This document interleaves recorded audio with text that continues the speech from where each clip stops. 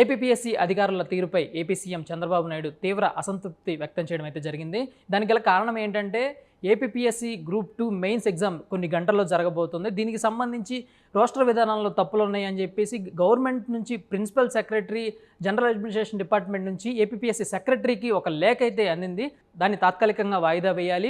విషయం కూడా కోర్టు పరిధిలో ఉన్న నేపథ్యంలో మార్చి 11న హైకోర్టులో దీనిపైన హియరింగ్ ఉంది. దీంతోపాటు అభ్యర్థుల నుంచి తీవ్ర స్థాయిలో విన్నపాలు, విజ్ఞప్తులు వ్యక్తమవుతున్న తరుణంలో కొద్దిగా ఈ విషయం పైన వెనక్కి తగ్గుదాం, పరీక్షను కొద్ది రోజులు వాయిదా వేద్దామని చెప్పేసి general administration department principal secretary ఏపీపీఎస్సీకి లేఖ పంపడం అయితే జరిగింది. అయితే దీనిపైన ఇప్పటి వరకు ఏపీపీఎస్సీ నుంచి ఎలాంటి స్పందన అయితే రాలేదు. ఒక పక్క జిల్లా కలెక్టర్లందరితో పాటు అభ్యర్థులు కూడా గందరగోళంలో పడ్డారు.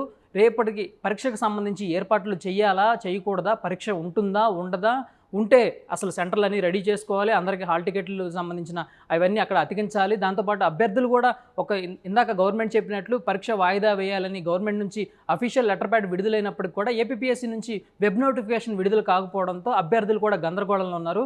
అసలు ఒక రకంగా చెప్పుకోవాలంటే గవర్నమెంట్ నుంచి జీవో కాపీ వస్తే ప్రిన్సిపల్ సెక్రటరీ లాంటి వ్యక్తి ఒక నోట్ రాస్తే దానికి సంబంధించి అతని కింద పనిచేసే సెక్రటరీ దీనిపైన ఇన్ని గంటల పాటు రెస్పాండ్ ఇవ్వకపోవడం, మరికొన్ని గంటల్లోనే ఎగ్జామ్ జరగనున్న తరుణంలో అభ్యర్థులతో పాటు కలెక్టర్లు, అధికారులు అందరిలో గందరగోళం అయితే తలెత్తింది. ఈ గందరగోళానికి అంతా కారణం ఏపీపీఎస్సీ స్టాఫేనని, దాని పట్ల తొందరగా యాక్షన్ తీసుకోవాలని సీఎంఓ నుంచి ఎంత ప్రెజర్ ఉన్నప్పుడు కూడా వాళ్ళు దీని పట్ల యాక్షన్ తీసుకోకపోవడం సీఎం అసంతృప్తికి గురయ్యేలా చేసింది.